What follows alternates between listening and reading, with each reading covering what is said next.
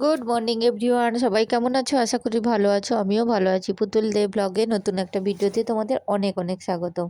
তো ভিডিওটা আজকে অনেক ছোট হয়ে গেছে। আমি যতগুলো ক্লিপ নিয়েছিলাম সব কেমন যেন ডিলিট হয়ে যাক বা কিছু একটা হয়ে গেছে। যাই হোক, যতটুকু আছে ততটুকুই দিচ্ছি। সকালবেলা ব্রেকফাস্টে আজকে ডিম ভাজা, রুটি, গরম গরম রুটি আর সিঙ্গাপুরি কলা ছিল, ওই জন্য আমি আর কিছু করলাম না।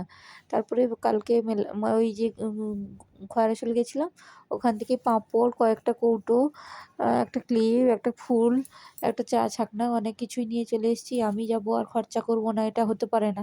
পয়সা থাকলে আমার তো হাত চুলকায়। তারপরে বাপের বাড়ি থেকে আসার সময় ডাব কিনে নিয়ে এসেছিলাম। ওই ডাবগুলো কেটে ছেলেকে দিচ্ছি আর আমি খাবো, ওই জন্য কাটছি।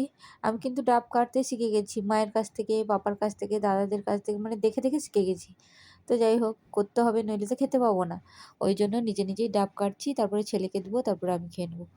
তো ডাব কাটার আমার ছেলে বলছে, মামা পেছন দিকে কাটছো কেন? সামনের দিকে না যতক্ষণ কাটবো, সামনের দিকে অতটা কাটা যায় না ভালো করে।